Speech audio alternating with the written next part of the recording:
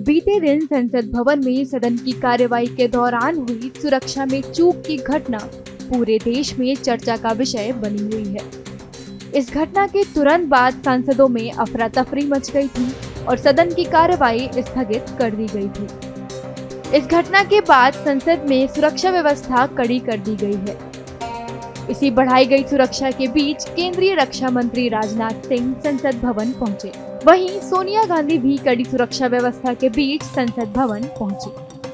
मकर द्वार से केवल सांसदों को ही संसद भवन में प्रवेश की अनुमति दी जा रही है और भवन में प्रवेश करने वाले सभी व्यक्तियों के जूते उतरवा कर भी उनकी गहन जांच की जा रही है। लोकसभा सचिवालय ने कल की सुरक्षा चूक की घटना के लिए 8 कर्मियों को निलंबित कर दिया है। नए संसद भवन में पहली बार सुरक्षा में हुई बड़ी चूक को लेकर जहां एक तरफ विपक्ष के सांसद केंद्र सरकार पर निशाना साध रहे हैं, तो वहीं दूसरी तरफ संसद भवन की बनावट पर भी सवाल खड़े कर रहे हैं। ये तो बहुत बड़ी चूक है। तो समझिए वो क्रैकर लेके आया था, अब बम लेके आता, गोली लेके आता तो क्या होता। और सबसे पहली बात है कि भारतीय जनता पार्टी के सांसद का पास के नाम से पास इश्यू हुआ था। किसी विपक्ष के नाम से इश्यू होता तो अभी हम लोग का हाल जेल में रहते।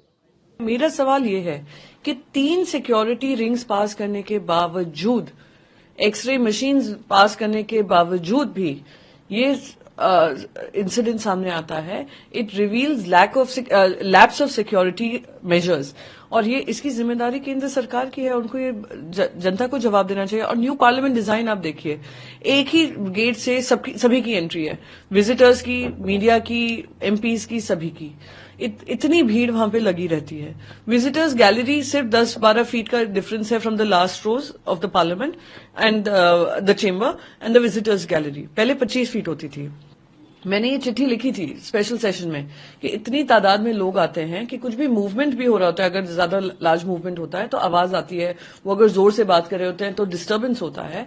और खास करके नारेबाजी हुई थी वहां पर राज्यसभा में। मैंने ये भी कहा था कि इस पे आप कार्रवाई करिए, पर कोई जवाब मुझे मिला नहीं। विपक्ष द्वारा लगातार की जा रही बयानबाजी को सत्ता पक्ष के नेता राजनीतिक एजेंडा बताकर इसकी लगातार आलोचना कर रहे हैं। विपक्ष को ऐसे संवेदनशील मुद्दों पर राजनीति करना यह किसी भी प्रकार से मुनासिब नहीं है। और विपक्ष का एक उनको मानसिक रोग हो गया है, नकारात्मक रोग हो गया है, जिसका जो है उनका इलाज होना चाहिए। मैं माननीय प्रधानमंत्री जी से अपील करता हूं कि विपक्ष के हमारे जितने शीर्षस्थ नेता हैं उनका मेंटल चेकअप कराएं और उनका इलाज कराएं।